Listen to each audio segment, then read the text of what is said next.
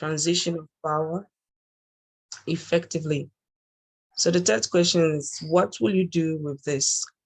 And I said, it sparked a deeper interest in me to deep more, read on related matters, and begin to make analysis, practical ones, while looking into the current government in the nations around the world, particularly African countries. I had a plan to write articles years back on Angola's system of governance and present it to a representative body in the UK. I believe I have been receiving the keys, being a student of Song, or I have started to receive the keys to enable me plan towards and strategize ahead on this idea. And the last question, how will you communicate or apply this? I said I'll be putting to action the application of the knowledge acquired by deeper analysis in the crisis of governance in my nation of birth, the country I reside in currently, that is Scotland, and African Union perspective and interest in the nation's survival of government malfunction. Thank you. And just give me a minute. So today we're going to carry on still talking about metrics and governments. And this is important because if you know how to measure things, then you also know what to produce. So if you were, and some of you obviously, you have influence in government, either you are in government yourself or you go to government, or at least you influence it. But even right now, you become an influencer because now you have the language. You're developing the language and the concepts that makes it different. I remember many years ago, one of the young men that I got to train in West Aberdeen is from Cameroon, and he's petroleum. I do a lot of things on petroleum development and things like that. So he said to me after a year, he said, "Oh, I went back to my country, Cameroon, and I was talking with people in the Ministry of Petroleum and what I was saying to them was like Greek, because I was using concepts and things that they don't even know the people who are actually running things, So that was very interesting. Said he was excited. So I was talking to these guys and I was teaching them things that even though they are the ones running things in government, they don't know these things, So what you're gaining here gives you the concepts, the language, and then the mentality to have a different type of conversations. Next time you are with people and talking about it, and then you become also empowered, to be able to start engaging and influencing, better outcomes, whether you're inside the government or outside government right from now. So thank you so much for that. And I was really glad to hear all the feedback from those who are submitted. Please, those of you who haven't submitted, you must submit, within the next 2 days. This is a school, so it's not you must submit within the next 2 days. You must submit your own assessment from the first one. So today we want to keep on looking at matrix assessment and indicators of successful or failing governments and failing governments and perhaps nation, and we want to relate it obviously to African situation, because the song is not just for Africa. There's a song global which covers the whole world, and there's a song Africa as well too. So we have both covered here, right? So let me ask the question again. Remember, this is a workshop, not a lecture. So we'll work together. What are the empirical ways of measuring a government's success or failure in relation to performance? When we say empirical, that means things you can actually measure. There's no debate about it. You can measure it by 1 to 10 or 1 to 11. Things you can measure. A lot of the things we talk about are not measurable. We know them instinctively. They're not measurable, and to the extent they're not measurable, then it leads to opinion. So it's my opinion, your opinion. For example, so this government is not doing well. Oh, government, I'm doing well. We're doing well. Because unless there is a definitive measure that everyone can understand, then there is really no way of measuring, or rather having metrics that everyone can use. So we're going to go now into the empirical measurements of a government's success or failures in relation to performance. That is, measurement. So the most common one, let me ask you, last two, which ones do you know about? Which measures do you know about? I just showed you a screen now with already tells you what we're going to talk about. What other measures of government do you know about, or other measures measuring government success or failure? There's one that you hear a lot every day, or read the news. And then for those who are in Nigeria, under Jonathan's regime, they increased this so much, and then they made it look as if it was a huge success. Well, maybe it was a success or not, but they did. But the question is, we're going to look at also is, are these the right measures for measuring things? So the first most common measure you will find is GDP. Is there anyone who has not heard of GDP? GDP. Everyone talks about GDP. Most government talks about GDP. In fact, so GDP is the most commonly used measure of a government's performance across the whole world. GDP. Economists use GDP. Everyone uses GDP. The government themselves use GDP. Oh, the GDP is increased so much. If you even check right now at many of the nations post-pandemic, they talk about, oh, the GDP has increased so much or reduced so much. So it's the most common metric or measure of a government's performance. But so let's interrogate GDP. Let's interrogate GDP. So GDP came up, since around in mid 40s, around the Second World War, around after the Second World War, it has become the more common matrix. And if you read back to the global economy, then the biggest upset before the Second World War was the global depression, when the whole world went into depression. The Great Depression is called, the Great Depression is called. So that was the most common, if you like, a manifestation of what happened in the world at that point in time. So the GDP, what does GDP do?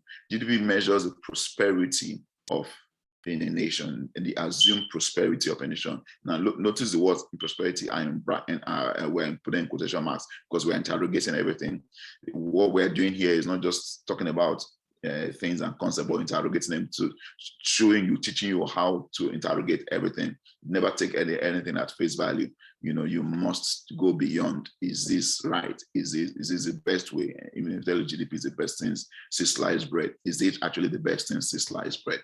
So GDP measures prosperity. In particular, it measures market outputs, the monetary value of all goods and services produced in an economy given a given period.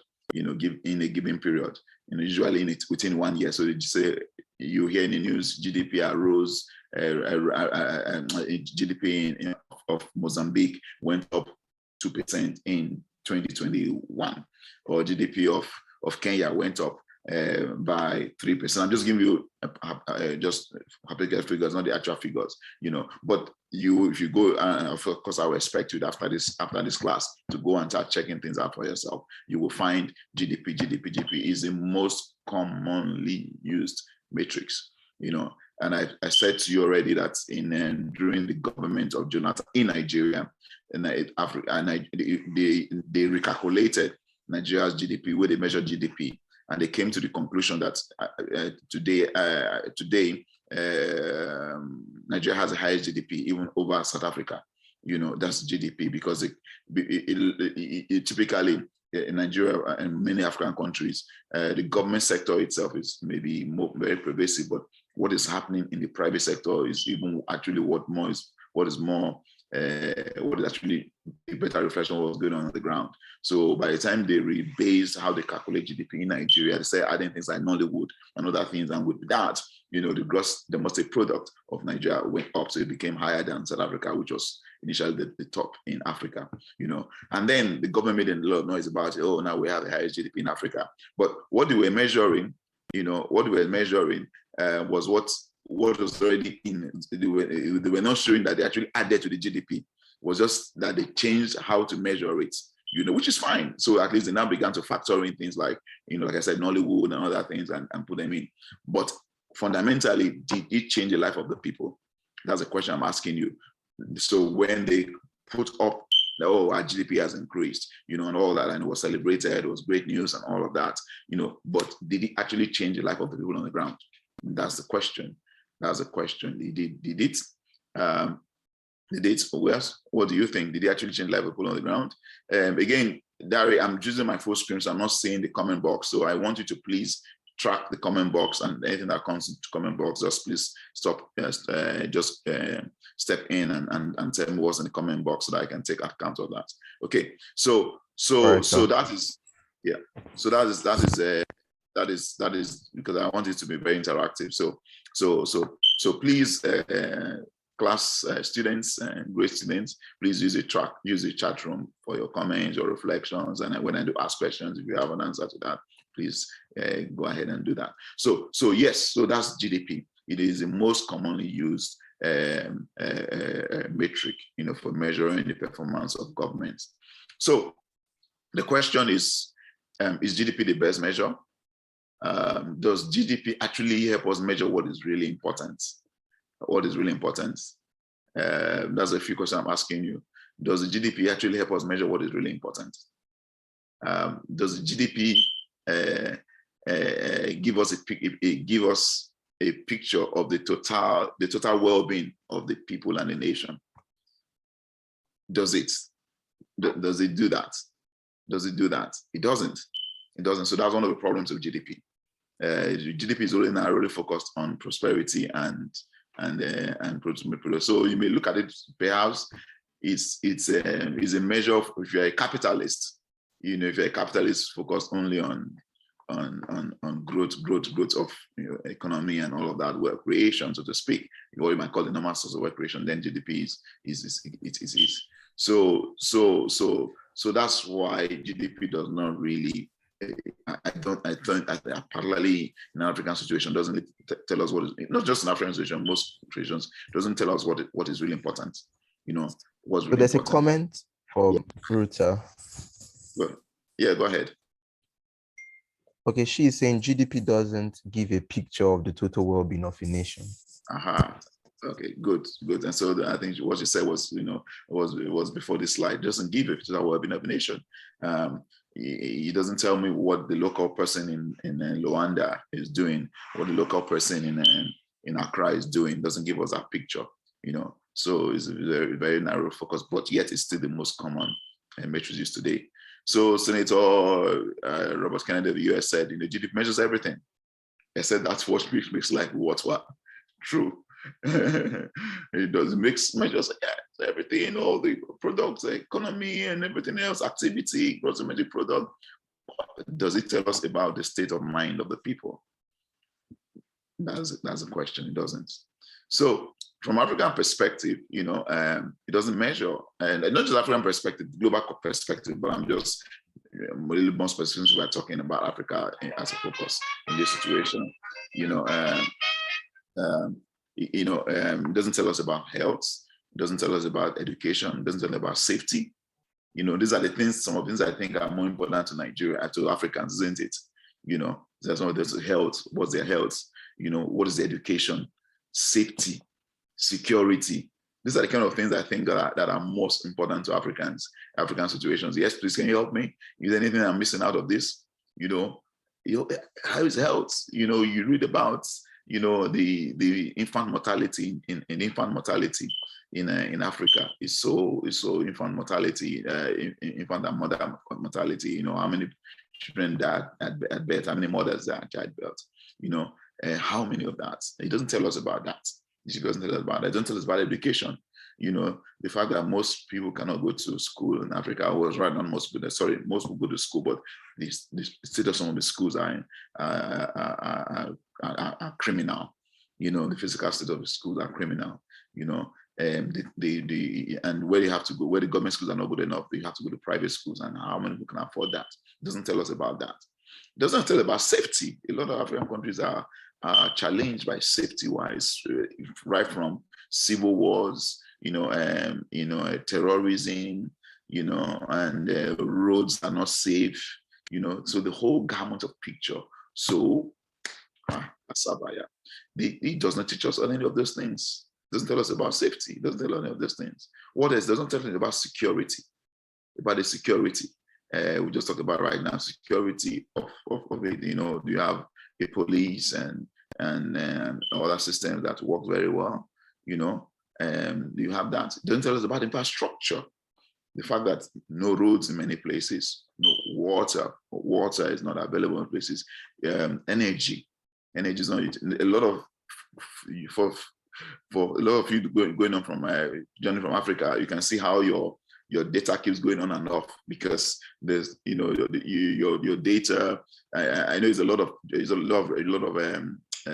it costs a lot to get on the data, and then the data is erratic. It's a little better here in the United Kingdom. Instead of my own house, the area I live is quite bad. Even it's a new area and they never put a new this into it. But generally speaking, the infrastructure in Africa is bad. The state of the environment in nature in itself is beautiful, but when man and his activity comes in, and we're going to destroy a nation. So you look at a large part of Africa is destroyed through mining, petroleum, and other things else. And so it doesn't tell us much about the state of the environment. And then, for me, this is my own personal one. One of the greatest assessments of a leader is the confidence about the future. Do you have a confidence that this leader, he will take us to a better place? So one of the challenges we have in Africa right now is what I call, most Africans don't, actually most, a lot of Africans can't see a better future. So it doesn't tell us about the confidence of the future prospects of the nation. It doesn't. So GDP doesn't tell any of those things. And, so that's why GDP is completely inadequate, particularly for the African situation. But if the other way we can look at it is to say GDP is good for one aspect, but it's not enough. You need other things to do. So if I may then ask you now, because again, it's an interactive section, I've given you some of the things that I think need to be, that gives a better picture of what's going on, the health, the education, the safety, security, infrastructure, state of environment, confidence about the future from African perspective. What else would you say would be the indicators of better quality of life in Africa? What else would you put as the better indicators of quality in Africa? While you are typing in your indicators, notice that when you talk about health, we come to a country like us, like where I am right now in Scotland, United Kingdom. Health is a different issue because here in United Kingdom you have what they call the National Health Service. So everybody is entitled to free health, and the quality of health you get is amazing. It's amazing. It's free of charge. It's free of charge.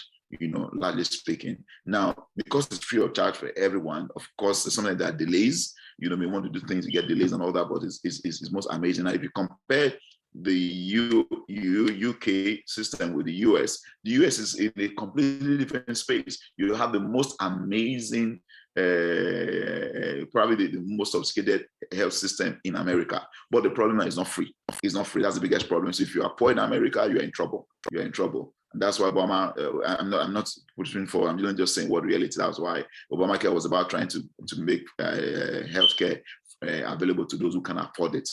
So America has the most amazing healthcare system, but it's pay as you go. So whereas the UK one is amazing, but it's free of charge, and therefore it's a lot of delays. Whereas America is so you can see the best doctor right now because you pay for it, and if you have money, all of that. So two different things, But as the state of Africa is completely different. The healthcare as in modern healthcare, in medical healthcare, is completely absent in most parts of Africa, isn't it? Maybe in the cities, but then how do you get it? The quality and all of that. So that's why GDP could be more useful in a place like United Kingdom, Europe, and Americas, but maybe less so in Africa because it doesn't tell me about health care. It doesn't tell us about education. Here again, education. It's amazing. You still have different levels of quality, but the lowest quality is probably the highest comparable to what you find in most parts of Africa. Now of course it will depend on where you live, and the other schools may be better in some places and other places, in your region, but generally the lowest place. Here in Scotland, university is free of charge. In England, comparable, you have to pay, but it's amazing. People come from all over the world to come and study here. So that means there's something better here than over there. So same thing with, you go to safety, it's the same thing. It's a very different picture, security and everything else. So that's why you've got to, everything you are going through, you have to interrogate it. That's one thing we're teaching you in this school, in this institute, how to interrogate things. Don't never take things at face value. You want to interrogate, you want to question so that you can get better outcomes. So I've asked if there are other indicators of quality of life that are relevant for Africa that we should be talking about. So yes, if you want to, please go ahead and do that. Okay. I'll go forward with this. So if you were creating a set matrix, a set of matrix, I should say, set matrix for empirical measurement of governmental performance in Africa. And so what are the 5 things? What are the 5 things that the nation of Africa really need? Yes, what are the 5 things? Then what are the 5 things at national levels? What are the 5 things that the people themselves really need? I've given you some of my 5. Is there anything else that you want to add to it? What are the 5 things that you really want to track? And what are the 5 things that give you a holistic picture of the state of the people and the nation, or the community and the nation? Yes, any comments in the box? Please, Gary, please go take. Go ahead. Any comments in the box to read out? Hello? None yet, sir. Okay, all right. Yeah, so I'll give you a minute now. Everyone go to the box and put something in the box in the chat room. What are the 5 things do you think that really matter to people in Africa today? Your own 5. And how? Ruth is saying effective transition of power. How do you measure that? We're talking about matrix now. Remember when last lesson we were talking about general, we're talking about concepts, what makes it go successful. Now we're talking about things you can measure. For example, if you talk about health, you can measure health. You can say, for example, you can have different bases. So how many hospitals, do you need compared to the population? So if you say, let's say we need a primary healthcare center at the lowest level per 1,000 people. But then for every 2 million, we need a specialist, 1 to 3, the highest level of hospital, maybe the tertiary or the kind of teaching hospital type of level, so you need that. So you can measure those things. So if you're talking about effective transparent government, how do you measure it? So now we're talking about things you can measure. You can measure without no debate. You can measure security, but you have to then define how to measure it. So thank you for mentioning effective transfer of power. How will you measure that? Because matrix means that there is a set criteria, and then there is a series of indicators so that you can measure it. So there's no argument at the end of it. Everybody knows that this is 10%, is 20%, is 30%. So what will you want to look at that you can measure? Yes. So we have a comment. Yeah, go ahead. From Akinlaja Felix. 5 things. Okay, he's saying 5 things Africa needs anyway. 1, he said equitable and quality education. 2, quality healthcare, and then 3, above board justice system. Okay, 3. You mentioned 3 things. So justice is one that I don't have on my own list directly. So you added justice again. So they have to talk about. So that's a good one to add to the list. Obviously, we then have to then go to the next level to say what would be your indicators of justice. So you have to have a range to say, if you say 0, justice is 0, what do you mean by 0? If you say it's 100%, what is it by 100%? So you then have to go that next level. You have to go into to say what it means. I just give you an indicator of when you say health, for example. You then have to create a matrix for health. You can then say, for example, you measure health by, one of the ways to measure health is infant mortality. For example, infant mortality, life expectancy, how, what's the average life expectancy in a nation, that access to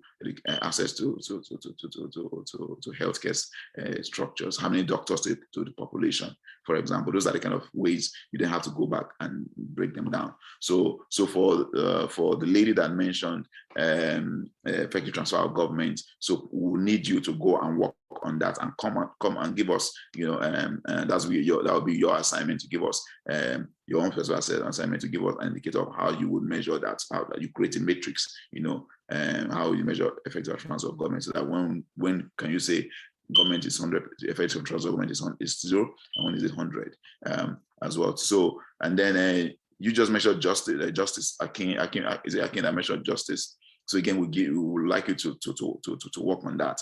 And I think what we'll do actually, we'll take this, Gary, take these 2 points. When we have a breakout, we'll ask groups right here we'll break up into different groups to work on those two respective areas, and create a measurement parameter around them. So thank you so much for that. All right. So we're going to have two grape house rooms, one on each of those indicators. So if not GDP, what else can we do? If not GDP? There are a number of other metrics I'm just showing to you, and I'm just giving you. We'll look at one of them, or one or two of them. Other metrics, another one is called GNH. I'm going to talk about that in a minute, so you know about that in a minute. So I'll leave that. But there's Government Effectiveness Index. We're also going to look at that as well too. Then there's SDGs, Sustainable Development Goals. This is from the United Nations, driven by United Nations. So again, I'm not going to talk about that, but that was very common. I would like you to go and study that after today, and then your assignment to say something about all of these at the end of it. So there's SDGs, Sustainable Development Goals. You hear about that a lot.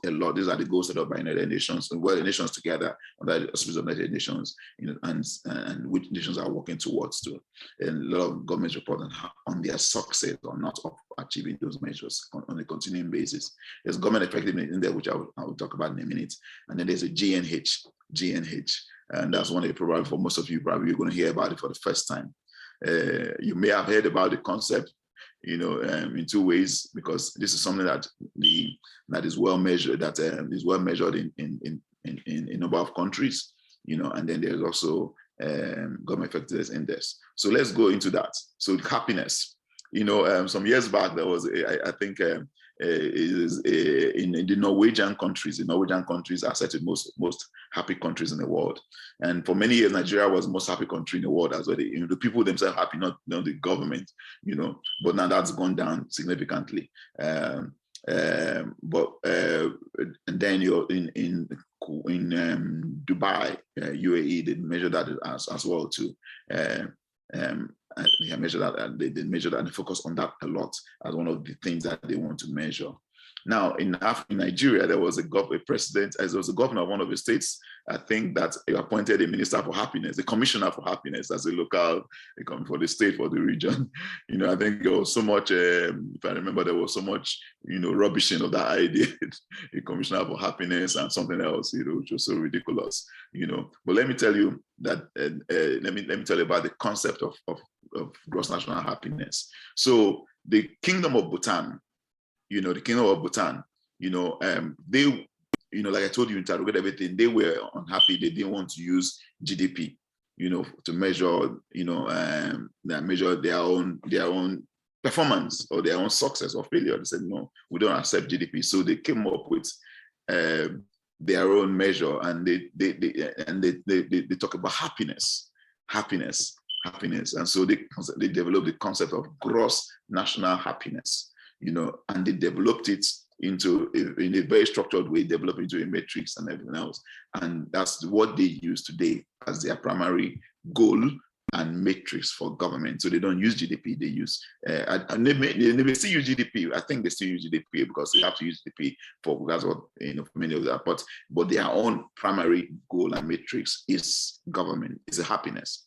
It's happiness, gross national happiness. So you can see, they thought about it, they reflected on that this doesn't represent what really speaks to our situation. So they came up with their own concept. And developed it. I'm so excited, even though I'm not reading that, I'm so excited. I just think we can create something from Africa. And so that's how they created it, and had this and they created this concept. And that's what we have today, the gross national happiness. for it. So when countries and like something just so happiness, like our government in Nigeria that was talking about happiness, they didn't know what they're talking about. But it's probably I don't know. Yeah, I'm not in their mind anyway, so let's leave that alone. But so there is a gross national happiness. The question I want to because we're working this together is to say, if you were going to measure happiness in the country, remember I was talking about metrics, not how you feel, not debates, how will you measure happiness? How will you measure happiness? Again, I want you to go to the chat room now. Everyone must say something now. Chat room. Yeah, everyone say something in the chat room. How will you measure happiness? So have a matrix around it. How can you say in 1 year the happiness of a nation is 0%, or in another year is 90% or 100%? In with having some measures that can tell us about the state of happiness of the people in a country, or in a city, in a community, in a village, in a region, in a province, or in a nation. Yes, I give you 2 minutes. Go to the chat room. How will you measure that? How will you measure that? How will you measure that? What are the ways you measure that?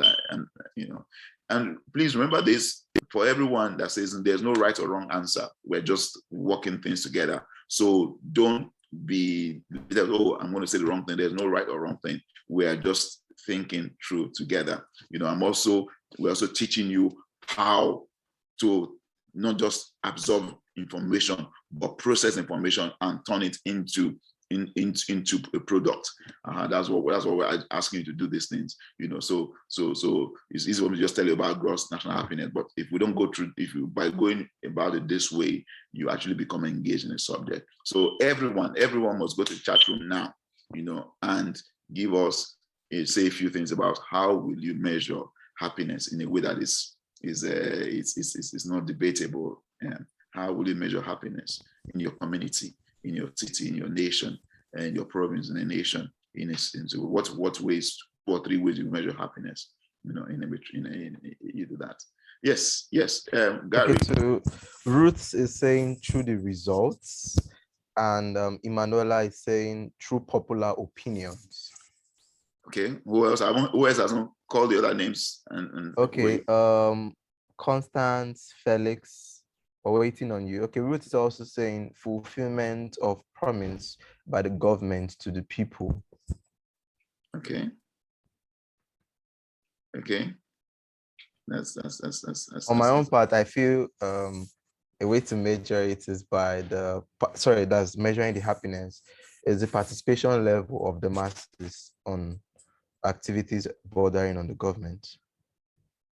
Okay, so Felix is saying a vox populi and a randomized control trial. Okay. All right. Constance, are you with us? Constance has not said anything since today. Are you sure she's with us? Okay. All right. While we're waiting for Constance, or rather, we'll wait for her, we'll carry on. And then, so let's go further.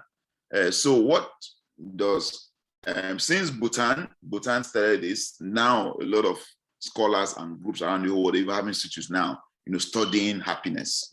You see, that's how we can change. I'm looking and hoping and praying that through what we do in song, not just this your course, but as we keep on going through our song by the next 3 years, we will change some things in Africa. We'll come up with new things, new concept that has not been heard about before, but is very relevant for the African situation. If Bhutan could start off the movement for measuring happiness, and many countries in the world are now following and are studying it, we can start something as well too that speaks to the African situation. By God's grace, we'll do so. So what does happiness measure? What does happiness measure? They measure life satisfaction. They measure the feeling of happiness. They measure, the psychological well-being, the health, the time balance, the community perspective, the social support system, education, arts, culture. If you think about, and I know many of you probably didn't, but when we were growing up, I remember during I was born just before the Civil War in Nigeria. I remember part of the Civil War, we were taken to the village because I was born in Benin City, and that was where the civil war was very fierce in Benin City up to Ore, stopping Ore, then they started going back, And in the village in those days, life was so simple, very easy. It was amazing, because we're taking there for a season, life amazing. The food was never an issue. And I remember in some of the most amazing foods were eaten in the village, peas, going to the farm. It was all away from the city, but went to the village. It was just an amazing season. The support systems were there. Security was not an issue. The security was not an issue. In fact, I used to live in a city called Kano, in another part of Nigeria. When I was working, and in those days it was so safe. When we're traveling between cities, it's long distances, 6 hours in some cases. We used to travel mostly at night, because during the night the weather is calm, but during the day, but the roads were excellent. They were not a carriageway, but there was one carriageway, but excellent, good, and there was safety. You could travel 1 a.m. at night, no issue. That was, but that's no longer the situation now. So when you talk about this concept of the feeling of happiness, the balance, the essence of community, social. So it's not a question of whether you have a Rolls Royce or you have this or not. You can have this concept even in a place where your physical development may not be as high as what you have in America. And then you could live in America. And there are parts of America where this doesn't exist, where they are not happy. There's no happiness. In fact, if you measure the state of happiness of many of the Western nations, it may be even lesser than some of the other places, like the Caribbean, where people are just happy with themselves, for example, and some of the parts of Africa where people are just happy with themselves. So the happiness is slightly, you can see therefore the concept of happiness, therefore, is slightly different from GDP. It's not slightly different, it's different from GDP, because GDP in a sense is measuring material things, whereas this happiness is more measuring, things that are, into a sense, a little more intangible, but really speaks to the level of satisfaction of people. So that is what this is about. So let's break it down. How remember, people are now working on this. You have messages around the whole world, so they've been breaking down, trying to now create, to define this more and more. Bhutan started it, and everybody else has joined into it, and now people are studying them more and creating what it to be. So this is what the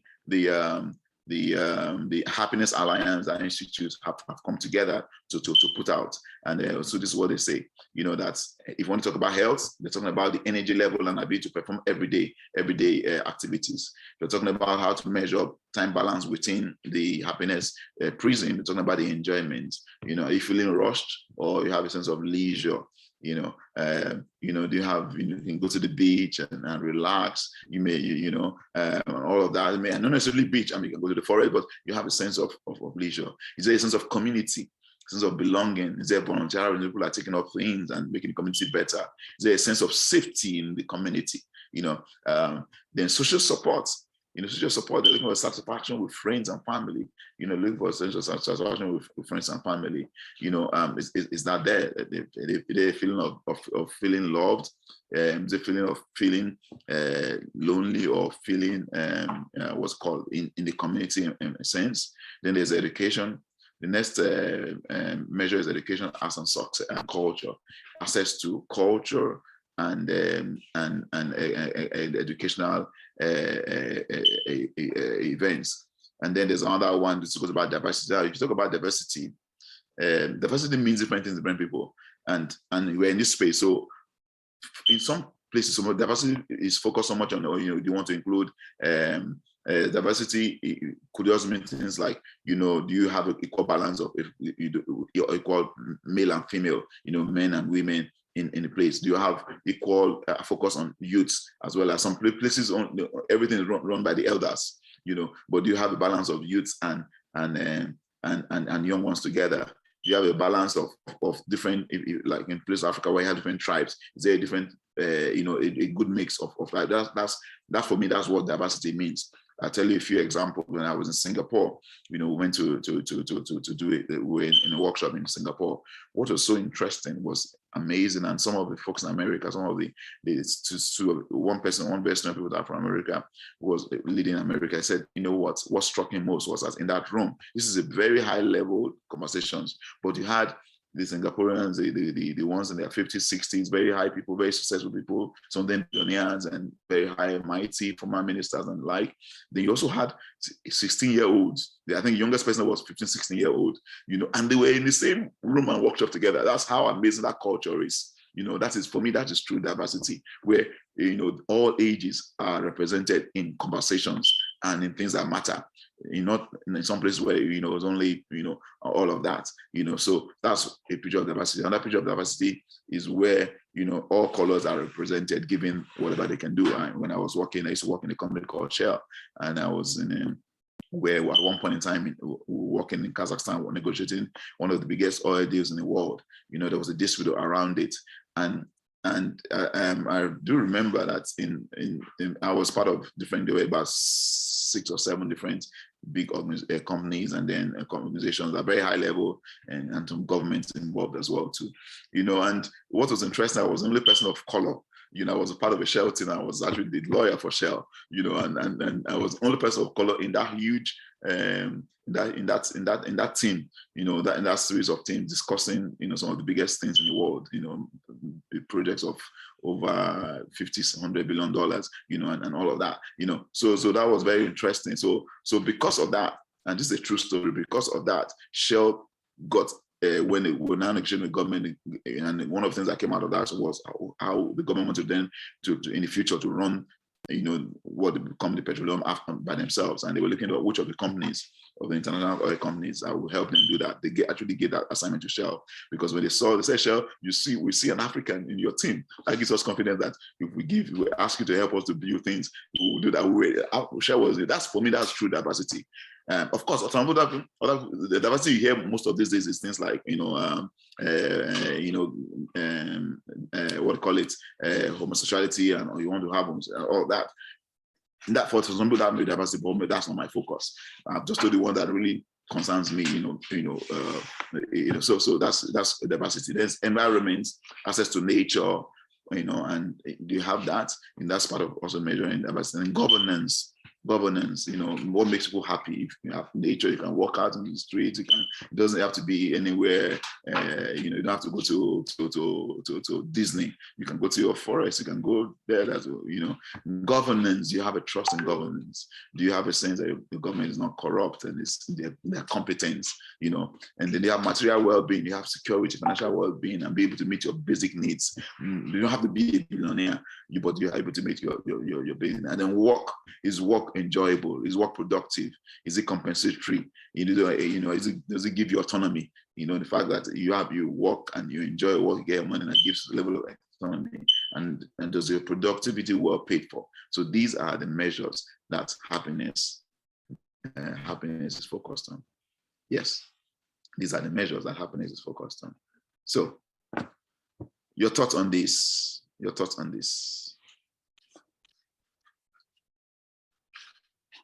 So what we're going to do now, please put your thoughts in on the table. Then what we're going to do, that we're going to break for 10 minutes to go into the group, the work group, and then what you're going to do in this work session is just 2 things. Like we said, you're going to take the two measures. I think somebody mentioned justice, and somebody measured, I think it was just the other one, effect transfer of government. So 2 groups. And each group will break down those two. Those things are obviously they're important for Africa, but we now need to break them down into, like they to say, how would you measure that? What will give you a sense of effective transfer of government? Okay, so group 1, go ahead. Hi, good morning, everyone. So my group, we were asked to discuss the metrics that could be used in measuring justice. So I and my colleagues, or I and my group members, we came up with 4 strong points we hope can be used to measure justice in our community today. First off, we have the rule of law. The rule of law can be defined as the supremacy of law over everybody or over every person in a particular country. And we believe that this can be used in measuring the extent of justice, because when the law is upheld and then there isn't any disparity between, oh, he's rich, or he's poor, or he's in the government, or he's, everybody gets the same type of judgment, the same level of the same level of dispensation of justice from the rule of law, because of the rule of law rather. I feel this can go a long way in ensuring justice. Next off, we have separation of power. Separation of power is the divide in power between the different arms of government. And we feel separation of power and transparency in the judiciary.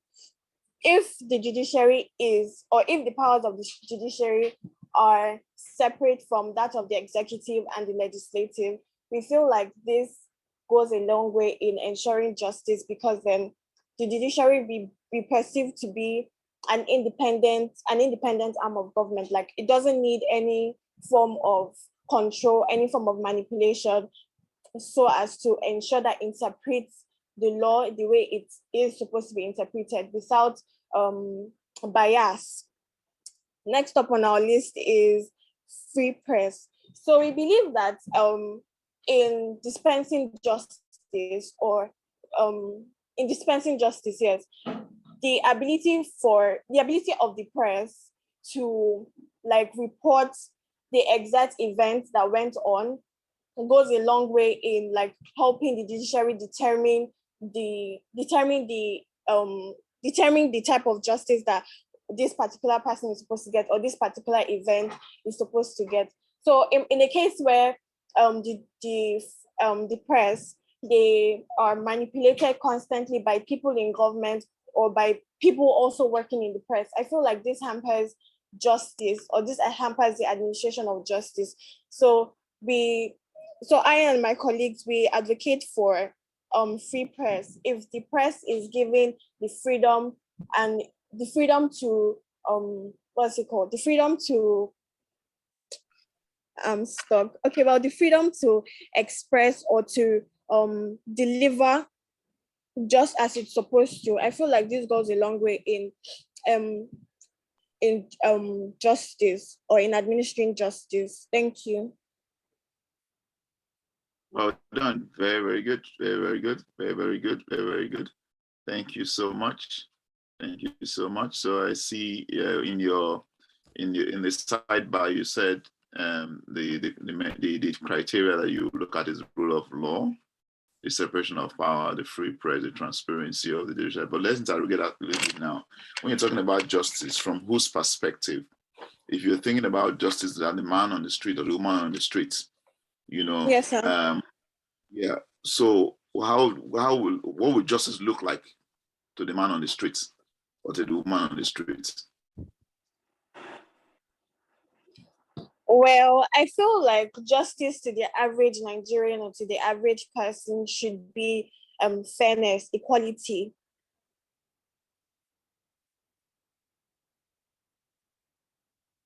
Okay, so you need to break it down a little bit further. You know, what goes on with journalists, you get it? We're learning to actually how to do things and how to also assess other people do things and actually do it. So if you go into government now, you become one of the communities or one of your city. You are made what would you do practically? What will you do practically? What would you say? I'm going to do, manifesto. I'm going to do this for justice. This country, this city will become a more just city. What would you do practically? Okay. Well, practically. And please, anybody, this question is for the whole of Group 1, so anybody can assist her as well too. Go ahead.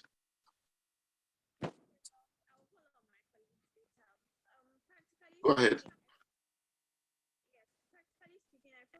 Can somebody else from Group 1 assist? What will you do practically to create a more just city, community? So, thank you, sir.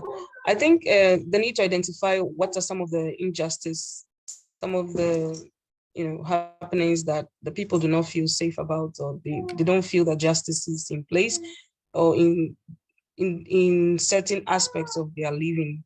Kind of a case study to understand what is creating that kind of reality.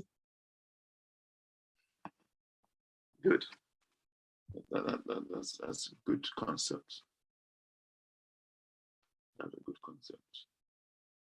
So you want to feel on the street what is the people's problems.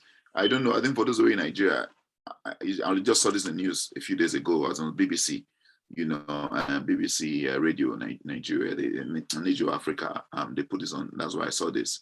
Apparently, there is somebody in Abuja, in Nigeria, who owns a radio station, a radio program, where people who are suffering injustice, they come to that radio station, and they've done publicly, and apparently it's making a huge impact in life of people. So if you have somebody has cheated out of your rent or out of money, if you can't get it just anywhere else, you go to this person, you go to this radio station, you come and it goes right there. Yes, you know about that? Yes, a human rights radio by ordinary president, sir. That's the man's name that is running. Ordinary president. And so tell us about that. So talk about it a little more. Oh, okay. So basically, he I don't know how it started though, but over time he has become famous because he has this way of just providing solutions to people's problems. One day like that, I was on the radio, I was listening to him, and he was lamenting about the admission system to universities. And then he spoke up and he wrote to the administration of JAM. And then the people in JAM tried to raise a case against him because it seems whenever he says things, it gets to the ear of the people in government, and to cover their shame, they tend to respond and then make things happen. So over time, he has become a mouth for the people, everyone that has access to the radio station that can find their way there, or that can put a call through to the station. Whenever you lay your complaint and it's worth it, there's always a way. He always finds a way of providing solutions. So that's one thing that has made him to stand out at the moment.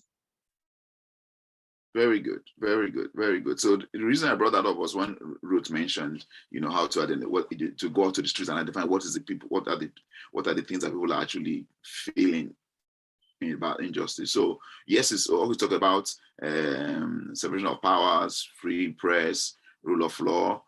Those are very good, but at the end of the day, always think about what does the person on the streets, what would they feel? The normal ordinary citizens, you have to add that to your other metrics. How do they touch the people? Because for most people, free press doesn't mean anything to them. If it doesn't mean anything to them because it may not solve their problem, their immediate problem. But this guy this is free press now in action. This guy using his free whatever radio or human rights radio is called. I don't even know the name. Using that, so that you can see how he's using the power of the press to and then he's not holding government to account. So that's the kind of stuff I'm talking about. So you have to do things that people can actually feel. You can actually feel and touch that is actually improving people's lives. That's what we're talking about. This concept. Group two. Thank you so much, Group one. You're doing very well. You are in school, so we are all learning together. Group two.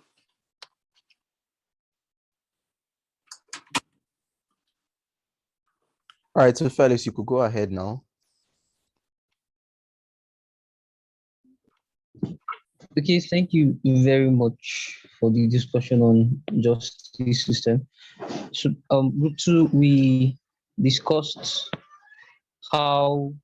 what are the metrics? How can we measure the effectiveness of government transfer? And then some of the things we identified, or some of the factors, some of the ways in which we believe the effectiveness of government transfer can be measured is one, how successful exchange of power between two top political parties, two most powerful parties within a particular state, within a particular territory. How effective, how successful an exchange of power between those parties is one way we believe the effectiveness of government transfer can be measured. If there is a change in government, if the people's taste in governance changes from a stereotypic one-party system and they decide to vote for the nominee, the candidate of another party, how effectively power is transferred from one party, the incumbent party, to the incoming party would determine how effective it's a way of examining how effective transfer of government is. And then we also talked about if the switch in power actually achieved its objective. Like if you look at the word effective, effective means the thing actually achieved its desired result. So if that particular power switch achieved the desired results, that's one way we can examine.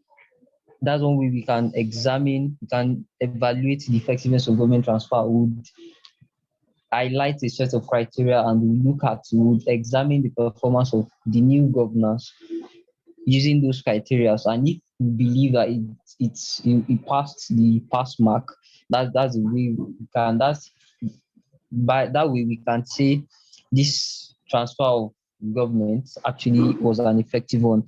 And then from people's perception as well, from people's assessment of the new governance, they're the one that voted the new governance into power. So from their perception, yeah, what else? So perception, okay. So again, let's interrogate this. Why is the effectiveness of transfer of government important in African situations? I mean, number one, I think is the fact that sometimes elections in Nigeria, in Africa generally, don't really actually represent people's viewpoint. And in many cases, the governments end up perpetuating themselves. They stay there for 20 years, 30 years, and the case may be even the ones that came supposedly to reform also do the same thing as well too. So you need a mechanism for effective transfer of power. Yeah. Okay. So I think any questions for the group? Any questions for the group?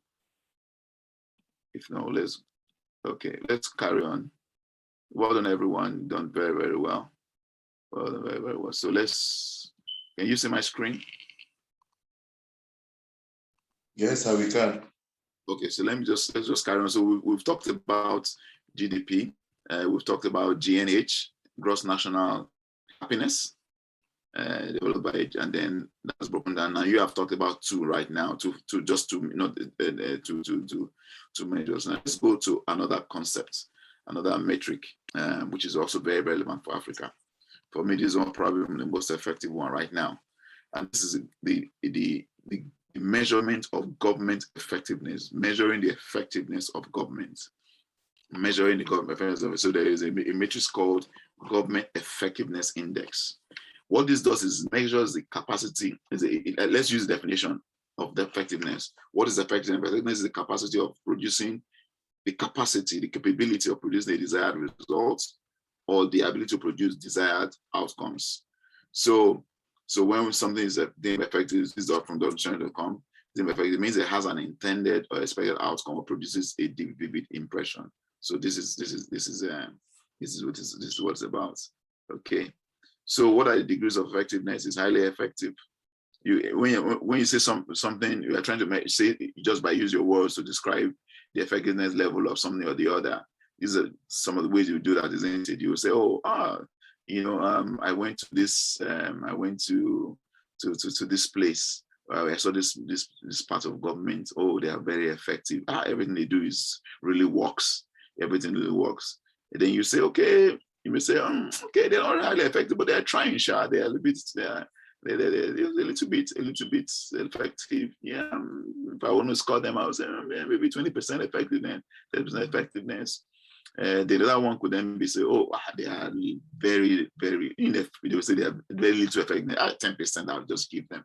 Then you could also, the other one could also say totally zero, totally ineffective or incompetent. That's like zero. They are totally ineffective or incompetent. Then you cannot have minus, where you say, wow, these people are just a complete, or this process or this organization is a complete waste of time. No. In other words, this is minus, not only ineffective, they're actually wasting our money, our resources. So there is a waste of time. They are usually just a waste of time. That's the kind of language you use every day, isn't it? You say another one, you can say they are just a waste of money. and it's just wasting our money. So in other words, are completely ineffective. There's a waste of resources, and probably the worst one for me is this person or this organization is a waste of space. Is a waste of space.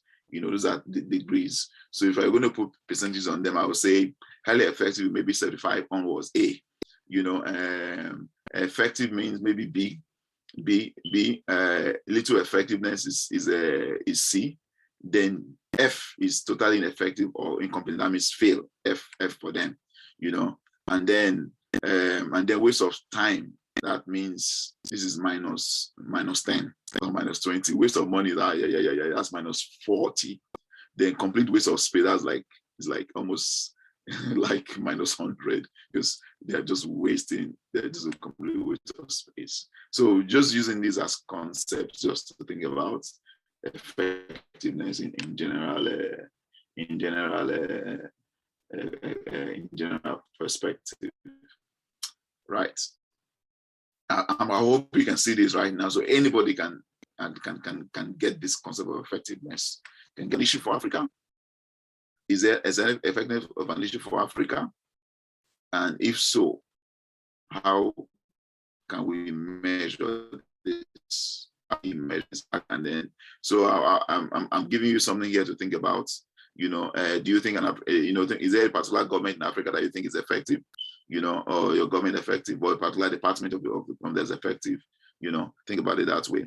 You know, so, and then there is a specific measure for tracking. There's a specific index for tracking government effectiveness, a specific government, and this is called the Index of Government Effectiveness. And what did they do? They measure perceptions of the quality of public services. It measures the quality of this government mechanism or the civil service.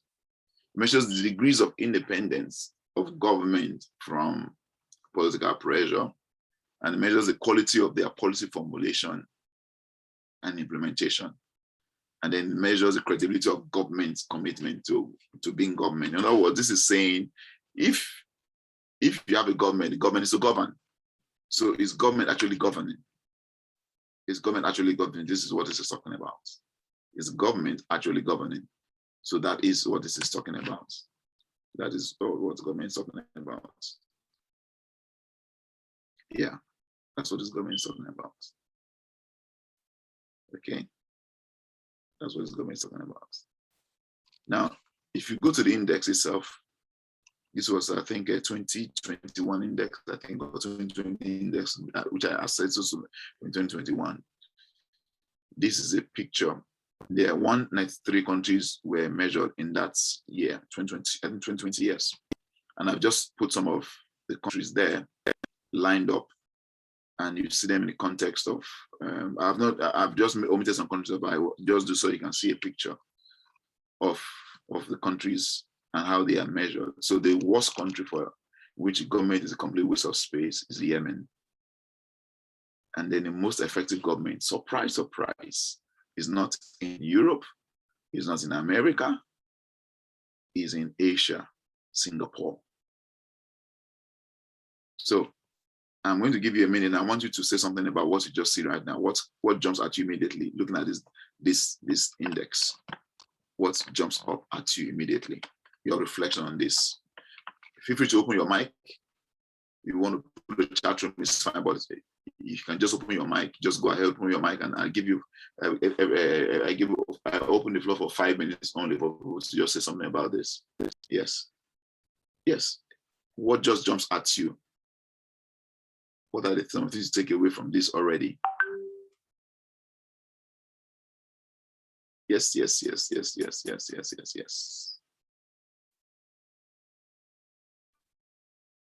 Well, okay, let me give you my thoughts while you're thinking about it. Number one, it's interesting to see that Singapore got independent in 1965. I think it's 65, so I'm not wrong. 1965. So Singapore is a new nation. It's in Asia, and yet in some 50-something years, 50, 60 years, it has become the most effective government and nation in the whole world. So that means there's hope for Africa. There's hope for the African nations. If Singapore can go from poverty, troublesome. In fact, they were the only country that were kicked out. They didn't get independence. They were kicked out. They were part of the Malay Federation, and they were kicked out of the federation because they were too poor, and the prime minister cried on the day they were going independence. Everybody else, they rejoiced and celebrating independence. They cried because they were kicked out. That you are too poor, too troublesome. Go on your own. Around 1965. Forward 50 years later, they are now, by almost indexes, they are number 1, number 2, number 3 in almost every index in the world. This is amazing. So it's a hope for Africa. Next thing you see that, I think, I'm not quite sure now because I said it's not the full data. I just took some countries as a comparison. But on this one I've extracted, Botswana is the first African nation there, 57. And I don't think we'll have enough time. Next time I come, by God's grace, I would go to Botswana. South Africa is 61. Rwanda is 72. Namibia is 80. Senegal is 93. Ghana is 110. Kenya is 111. Egypt is 120. Benin Republic is 121. Is 123. Uganda is 132, 135. Niger Republic is 155. Cameroon is 157. Mozambique is 157. 157. Nigeria is 167. Angola is 168. Closely together. Zimbabwe is 173. Venezuela is 185. 192 is Somalia, and 183. So this is the state of Africa, and this is and I think everyone will agree with this instinctively that this effectiveness is actually for me. I think it's one of the most commonly used ones today. I think this is the most relevant for Africa. GDP is yes, GDP is what it is. GNH, yeah, it's nice, but it's not. It's nice and it's yes useful, but it's not the one that tells us so much and tells all the work we have to do is this one that shows how effective or ineffective our governments are. And no wonder therefore the results that we see on the streets, the results people get, because largely speaking, a lot of governments in Africa are a waste of space, unfortunately. But then there's hope because Botswana is there. Botswana is probably the most successful country since independence. And you see Ghana has climbed up significantly over the period. And then of course, Singapore is there as a great picture of what's possible. So that is the picture that we see. If you wanted to go into this, you go and study yourself, look at Botswana, look at Malaysia, look at Singapore, and you will see this. So we see people that we need great capacity for Africa and Africans. We need capacity development at individual level, just like we're dealing with you and all of us each individually now. We need to develop our capacity, the capacity of individuals. Because the good individuals make up governments, the individuals are good with governments. So if African governments are ineffective because individuals are ineffective, so when they go up, they are also ineffective as well. So we need individuals, and that's what we're hoping that out of Song, that you can become super effective in your own space. So that's one, ineffective individuals. Number 2 is we need organizations at all levels to be effective. Organization, whatever the organization is, at whatever levels to be effective. You need to be effective. I need to be effective, and the organization needs to be. So, for example, we are in Song now. Can we make sure that while you are in Song, you are very effective? When we say do assignment, for example, when you contribute. It doesn't matter what you say or what you say. When we're talking in the corporate world, that the only comment that is foolish is what you want to have on them said. Feel free to open your comments, a safe space to contribute, because that's we are learning how to be effective. Ineffective individuals, when they go into government, they produce ineffective governments. Effective individuals, when they go into government, they produce effective governments. Is a simple equation. So part of what we're trying to do in Song is to make you as an individual super effective, and then collectively within Song will make ourselves effective, your group effective, your cohort effective. And then as your opportunity arises wherever you go, whatever organization you are part of, at work, at business, in your community, in your church, or for those who may not be Christians, wherever you are effective in those places. And then you help that organization to be effective. And then you make your community effective. And eventually, when the opportunity arises, you can make governments effective. So that is what we need. We need incredible transformational capacity development at all levels. At all levels. So this is where we'll stop today.